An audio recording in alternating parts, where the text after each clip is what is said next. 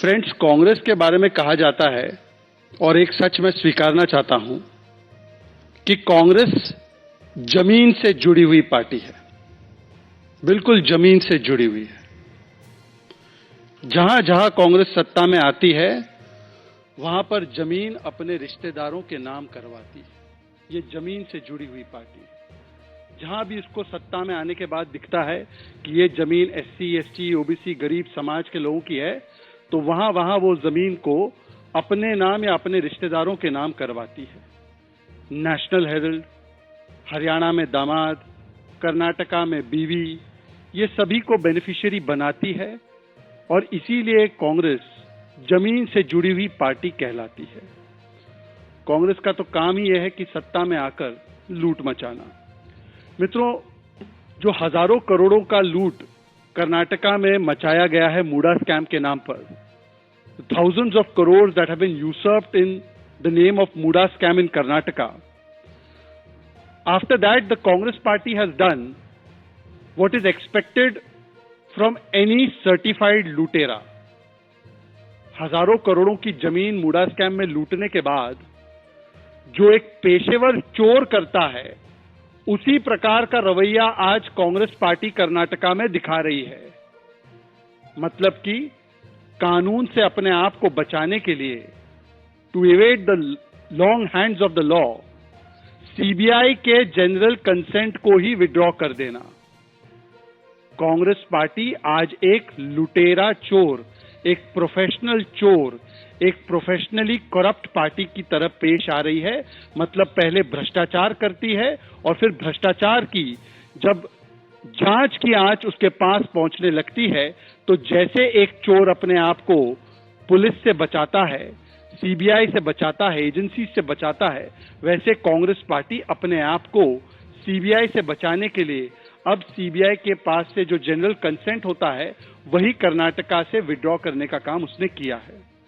और इसीलिए ये कहना अतिशयोक्ति नहीं होगा कि कांग्रेस पार्टी का रवैया पहले चोरी और उसके बाद सीनाजोरी, first you earn and after that you are brazen about it. यही एटीट्यूड और अप्रोच बन चुका है कांग्रेस पार्टी का कर्नाटका में भी और पूरे देश में भी करप्शन के प्रति। और यही एटीट्यूड और अप्रोच है सीएम सिद्धरामैया का भी, जब से मूडा स्कैम में उनकी जो कल्यूजन और संलिप्तता है वो पाई गई है। तो अगर मैं इसको समअप करूं, अगर मैं इसको बोलूं, तो ये कहना गलत नहीं होगा कि कांग्रेस का मोटो बन चुका है कि पहले करूंगा भ्रष्टाचार, कोर्ट का आदेश आए, हाई कोर्ट का आदेश आए, स्पेशल कोर्ट का आदेश आए, तो मैं निकालूंगा विक्टिमहुड कार्ड। मैं किसी भी तरीके से एजेंसीज का करूंगा विरोध और नहीं आने दूंगा उनको अंदर, क्योंकि मुझे लगता है कि लूट है मेरा जनसिद्ध अधिकार। यही कांग्रेस पार्टी कर रही है। कांग्रेस को लगता है कि उसके पास जमीन लूटने का जनसिद्ध अधिकार है और अगर जांच शुरू होती है, हाईकोर्ट आदेश देता है, तो कांग्रेस पार्टी एक लुटेरा चोर पार्टी, एक प्रोफेशनल चोर की तरह, एक पेशेवर चोर की तरह, जैसे चोर पुलिस से भागता है, वैसे कांग्रेस पार्टी सीबीआई का जनरल कंसेंट कर्नाटका में विड्रॉ कर देती है ताकि सीबीआई आ ही ना सके और उस पर जांच कर ही ना सके। मित्रों, इस मंच से, from this platform, we have discussed in detail about the Muda scam, its modalities, how this 5,000 crore scam was orchestrated. पर मैं आपको शॉर्ट में बताना चाहता हूं कि पिछले कुछ दिनों में हुआ क्या है। पिछले कुछ दिनों में, in the last few days, Karnataka के चीफ मिनिस्टर पर 3 स्ट्राइक आए हैं। आपको पता होगा आजकल की डिजिटल एज में स्ट्राइक लगता है। स्ट्राइक 1 था कि गवर्नर ने सैंक्शन दिया, अप्रूवल दिया कि ये जो मामला है प्रथम दृष्टया 5,000 करोड़ के घोटाले का मामला है, एससी, एसटी, ओबीसी समाज के जमीन को लूटने का मामला है, इसमें इन्वेस्टिगेशन होना चाहिए। स्ट्राइक 1। स्ट्राइक 2 था हाईकोर्ट का, वो कर्नाटका हाईकोर्ट का आदेश था, order of the Karnataka high court, वो strike 2 against chief minister Siddaramaiah, जिसमें वो पूर्ण तरीके से इंडाइट हो गए।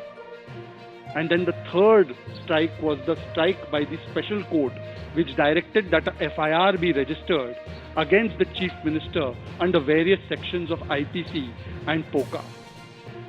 अब 3 strike आने के बाद, when there are 3 strikes of corruption against you, when there are 3 undeniable important pieces of evidence against you, अपना इस्तीफा देने के बदले, instead of resigning, Karnataka CM and Congress party exhibited 3 traits. 3 strike आए तो कांग्रेस पार्टी ने 3 तरीके के लक्षण दिखाए. पहले, एससी समाज से आने वाले हमारे बहुत ही विवेकशील देश के कर्मठ व्यक्तियों में से एक थावरचंद गहलोत जी के विवेक पर सवाल उठाया गया. The Congress party immediately started resorting to abusing the governor. मैं गवर्नर को कभी भी एससी, एसटी, ओबीसी इस प्रकार से नहीं दिखता. गवर्नर एक संवैधानिक पद है, पर क्योंकि मिस इंडिया की भी जाति खोजने का काम कुछ लोग करते हैं, तो जो व्यक्ति एससी समाज से आते हैं, ऐसे गवर्नर को अब्यूज करना, उसको इंसल्ट करना, और एक इवान डिसूजा नाम का एक कर्नाटका कांग्रेस का नेता, वो तो बोलता है कि मैं इनको मार दूंगा, इस प्रकार की धमकी देता है. ये किया गया एक गवर्नर के खिलाफ. और क्या निकला हाईकोर्ट के द्वारा? हाईकोर्ट ने गवर्नर को विंडिकेट करते हुए कहा कि the governor has taken the absolutely correct decision to ensure that there is approval of sanction for investigation against the chief minister. मैं पढ़कर बताना चाहता हूं कि हाईकोर्ट ने और क्या क्या कहा, क्योंकि ये हाईकोर्ट ने न केवल कांग्रेस को पहली स्ट्राइक लगाई, परंतु उन्होंने गवर्नर को भी विंडिकेट किया. उन्होंने कहा, पैरा 53 में मैं पढ़ रहा हूं हाईकोर्ट का order, that for the reason that if the petitioner was not in the seat of power, अगर चीफ मिनिस्टर नहीं होते, मुख्यमंत्री नहीं होते, सिद्धरामैया वो हेल्म ऑफ अफेयर्स पे नहीं होते, तो इस प्रकार का बेनिफिट उनके फैमिली को नहीं मिलता.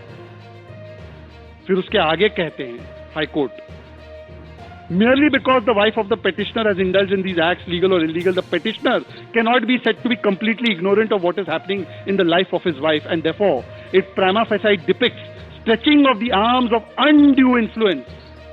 Note the words, undue influence, and portrays abuse of power of the seat of the chief minister or any other petitioner, post held by the petitioner. मतलब सीधे सीधे कहा जा रहा है that the chief minister abused the power and misused his influence. फिर high court कहता है, the petitioner CM is undoubtedly behind the smoke screen of every benefit that has flown to the wife of the petitioner. The benefit is to the family prima facie due to the power of the petitioner. साफ साफ high court ने कहा कि because the chief minister is in position of power, वो क्योंकि सत्ता की गद्दी पर बैठे हैं, आसीन हैं, इसीलिए इतना बड़ा मुनाफा उनके परिवार और परिवारजनों को मिला है. Not a single instance is shown, आगे हाईकोर्ट कहता है, where a person who has relinquished land in Kesargram has been granted compensatory land in upscale area of Mysore city. मतलब कि ये फायदा भी जो पहुंचाया गया है केवल अपने परिवारजनों को. कांग्रेस जमीन से जुड़ी हुई पार्टी है और जमीन का फायदा केवल अपने दामाद और बीवी को पहुंचाती है, दामाद बीवी को ही लाभ पहुंचाती है. इसीलिए यहां पर भी कहा गया है कि किसी एससी समाज के व्यक्ति को, किसी गरीब व्यक्ति को इसका फायदा नहीं मिला, केवल जो सिद्धरामैया जी की धर्मपत्नी है, परिवारजन है, उनको फायदा मिला.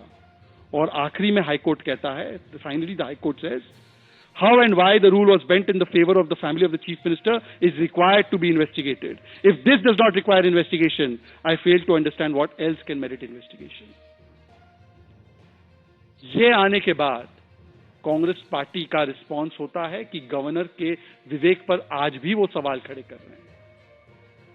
कांग्रेस पार्टी का सेकंड रिस्पांस, जो कल आपने देखा होगा, एक मीडिया के कर्मचारी माइक लेकर जाते हैं सवाल पूछने के लिए कि sir what is your response, high court has said this, special court has said this, क्या रिस्पांस है आपका, आप इस्तीफा देंगे?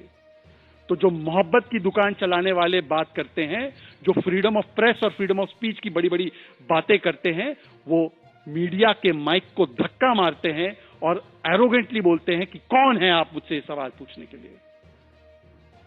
इसका मतलब साफ है कि कांग्रेस पार्टी मोहब्बत की दुकान नहीं, कांग्रेस पार्टी भ्रष्टाचार के भाईजान और मीडिया को धमकी की दुकान और एससी समाज के गवर्नर का अपमान करने की दुकान है.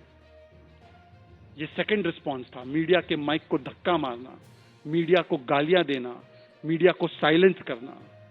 और जो अब कल हमने थर्ड रिस्पॉन्स देखा है कांग्रेस पार्टी का, जो एक प्रोफेशनल लुटेरा या प्रोफेशनल चोर करता है, एक प्रोफेशनल लुटेरे की तरह कांग्रेस पार्टी ने सीधे सीधे, जैसे चोर पुलिस से बचने के लिए छुप जाता है, वैसे सीबीआई के लिए ही जनरल कंसेंट विड्रॉ कर दिया है। This action of the Karnataka Congress government depicts a guilty mind in itself. The very action of trying to evade the CBI, to avoid the CBI. क्योंकि आपकी सरकार तो मई 2023 में बनी, आज आपको समझ में आया सीबीआई इज एक्टिंग विंडिक्टिवली। आज सितंबर 2024 में आपको समझ में आया कि CBI is not acting according to the law, जब हाईकोर्ट का इतना स्टिंगिंग इंडाइटमेंट आपके खिलाफ आया। और इसीलिए मैं कुछ सवाल आज पूछना चाहता हूं कांग्रेस पार्टी से। 6-7 सवाल है। Question number 1 to Congress party, Rahul Gandhi and to all the worthies, if there is nothing to hide in the MUDA scam, why don't you step down mister chief minister, allow for a free and fair probe, allow for a free and fair investigation, and why is it that at this late stage you have withdrawn the CBI consent? When your government was formed in May 2023, then today why you have woken up and why you have done the withdrawal of consent? पहला सवाल है, कुछ छिपाने लायक बात नहीं है, तो आज इस लेट स्टेज में आप सीबीआई का कंसेंट विड्रॉ क्यों कर रहे हैं? और फ्री एंड फेयर प्रोब हो जाए इसमें, इतने सारे इंडाइटमेंट्स आने के बाद कम से कम क्या कोई भी नैतिक कानूनी अधिकार बनता है कि चीफ मिनिस्टर अपने पद पर बने रहे?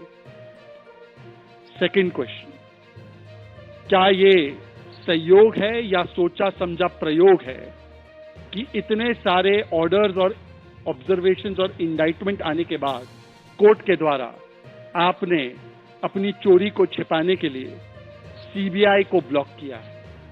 Isn't it not true that after the overwhelming evidence that has been heaped upon you by the agencies and by the courts, now you have blocked the CBI so that you can evade the action on your acts of corruption?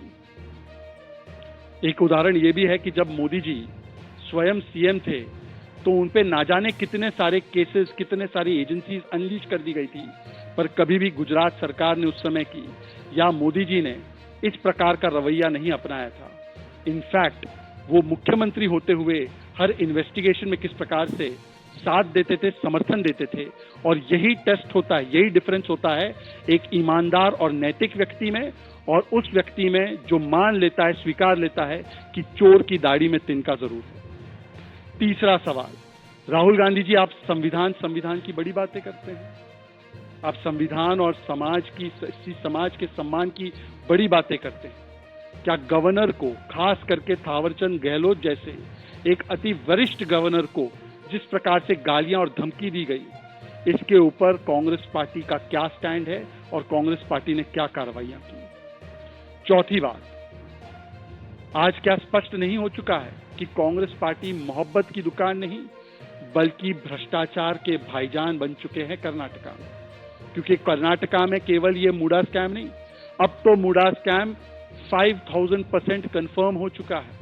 पर मुडा scam के अलावा Valmiki scam में भी ST समाज का पैसा लूटा गया, लैम्बोर्गिनी गाड़ी खरीदी गई, शराब खरीदी गई, चुनाव में वो पैसा इस्तेमाल किया गया, एक व्यक्ति की आत्महत्या भी हुई, मंत्री का नाम भी सामने आया। और बेशर्मी से कांग्रेस पार्टी कहती है स्कैम तो हुआ है जी, पर 180 करोड़ का नहीं हुआ है, केवल 90 करोड़ का स्कैम। ये भी उन्होंने सर्टिफाई किया है कि ये स्कैम हुआ है। फिर उसके बाद ट्रांसफर पोस्टिंग घोटाला, चावल घोटाला, और जो जमीन से जुड़ी हुई पार्टी, कहने का मेरा तात्पर्य ये था कि न केवल गांधी परिवार का नेशनल हेराल्ड घोटाला, बल्कि खड़गे परिवार के ट्रस्ट में भी जिस प्रकार से एरोस्पेस पार्क की जमीन आई, उसमें भी बहुत बड़ा प्रथम दृष्टया घोटाला सामने नजर आ रहा है। क्योंकि एक SC/ST समाज के व्यक्ति को जो स्टार्टअप के लिए जमीन मिलनी चाहिए थी, वो कॉन्फ्लिक्ट ऑफ इंटरेस्ट और अब्यूज ऑफ पावर करके एक फैमिली रन ट्रस्ट को मिल जाती है। तो कांग्रेस पार्टी मोहब्बत की दुकान नहीं है, ये भ्रष्टाचार के भाईजान बन चुके हैं। और क्या सीएम को किसी भी रूप से कंटिन्यू करने का अधिकार अब इसके बाद मिलता है? और आखिरी सवाल, ये सीबीआई ईडी का रट लगाना बंद कीजिए राहुल गांधी जी और कांग्रेस पार्टी। ये वही राहुल गांधी है, जब उनको सूट करता है तो वो कहते हैं विजयन जी के पास चली जाए ईडी, विजयन जी के पास चली जाए सीबीआई। जब उनको सूट करता है तो शराब घोटाले में लिकर स्कैम की कंप्लेंट लेकर ये लोग सीबीआई ईडी के दरवाजे पहुंच जाते हैं और कार्रवाई होती है तो दिल्ली कांग्रेस पूरे जगह पर पोस्टर लगाती है, केजरीवाल चोर है, केजरीवाल चोर है। और जब सूट नहीं होता है तो ये पार्टियां सीबीआई ईडी के खिलाफ मोर्चा खोल देती हैं। आज सवाल सीबीआई ईडी का नहीं है, आज सवाल सिर्फ इतना है कि Rahul Gandhi, do you consent to the insult of the governor? Do you consent to such corruption that has taken place, which is of 5,000 crores? And if you do not consent, then without any delay, Mr. Siddaramaiah must resign. He must step down for a free and fair pro. धन्यवाद आपका। अब इससे जुड़े हुए कोई भी सवाल होंगे या और कोई विषय होंगे तो आप पूछ सकते हैं। ये कोई नई बात नहीं है कि इंडी अलायंस के सारे घटक दल जो है, चाहे कांग्रेस हो, चाहे एनसीपी शरद पवार फैक्शन हो, चाहे वो समाजवादी पार्टी हो, चाहे आरजेडी हो, इनका एक सॉफ्ट कॉर्नर है आतंकवादियों के प्रति। इसी महाराष्ट्र में हमने देखा है कि कांग्रेस के वरिष्ठ नेता विजय वडेट्टीवार कसाब को क्लीन चिट देते हुए कहते हैं कि कसाब ने तो नहीं मारा था हेमंत करकरे को, उनको तो मारने वाला हिंदू पुलिस वाला था। मतलब पाकिस्तान और कसाब को क्लीन चिट देने का काम। हमने देखा है कि किस प्रकार से इसी महाराष्ट्र में असलम शेख नाम के कांग्रेस के एक मंत्री थे, उन्होंने याकूब मेमन की पैरवी की थी। इसी एमवीए अलायंस के घटक दल समाजवादी पार्टी के अबू आजमी ने भी याकूब मेमन की पैरवी की थी।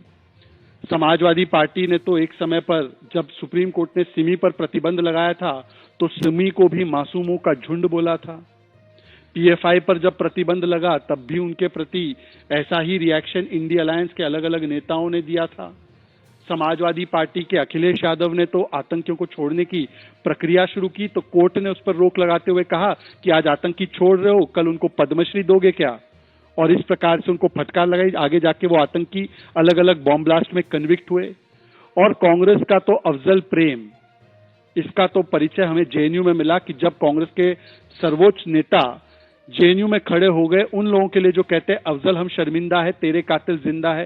ओमर अब्दुल्ला ने भी अफजल गुरु की पैरवी की। तो आतंकवादियों के प्रति सॉफ्ट कॉर्नर रखना ये इंडी अलायंस का चरित्र है।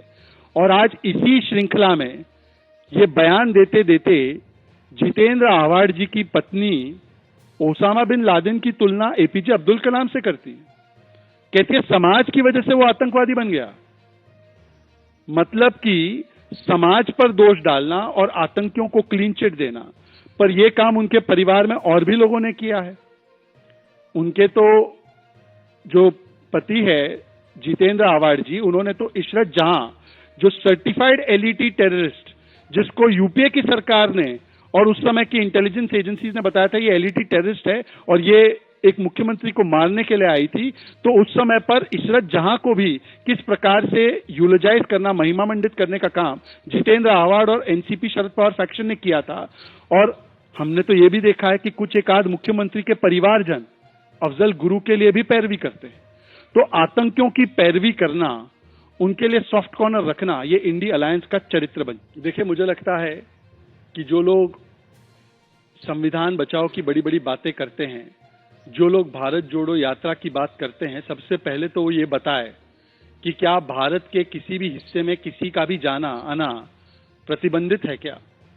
वहां की राज्य सरकार को तो निश्चित कार्रवाई करनी चाहिए, पर सवाल ये भी बनता है कि जो लोग भारत जोड़ो की और संविधान बचाओ की बड़ी बात करते हैं, आज उनके मुख से एक शब्द सुनाई नहीं दे रहा है। ना तेजस्वी यादव जी ने कुछ खुलकर बोला है उस राजनीति के खिलाफ जिसमें कि भारतीयों को ही भारी बता दिया जाता है कुछ प्रदेशों में, ना कांग्रेस पार्टी ने बोला है। उल्टा कांग्रेस के तो युवराज आजकल कई जगहों पर कैंपेनिंग करते हैं तो वो खुद इस प्रकार की अंदरूनी हूं, भारी हूं, इस प्रकार की बातें करते हैं।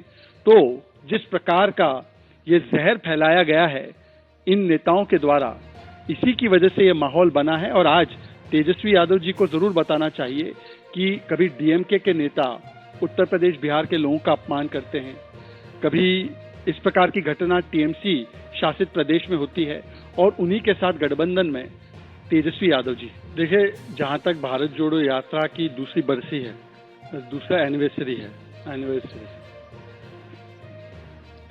सेकेंड उनकी दूसरी एनिवर्सरी है, मैं स्लिप ऑफ टंग के लिए थोड़ा माफी चाहता हूँ। ये जो भारत जोड़ो यात्रा की जो सेकेंड एनिवर्सरी है, इसके लिए मैं राहुल जी को जरूर कहूंगा कि भारत जोड़ो यात्रा केवल नाम तक सीमित ना रहे, ये असलियत में दिखे।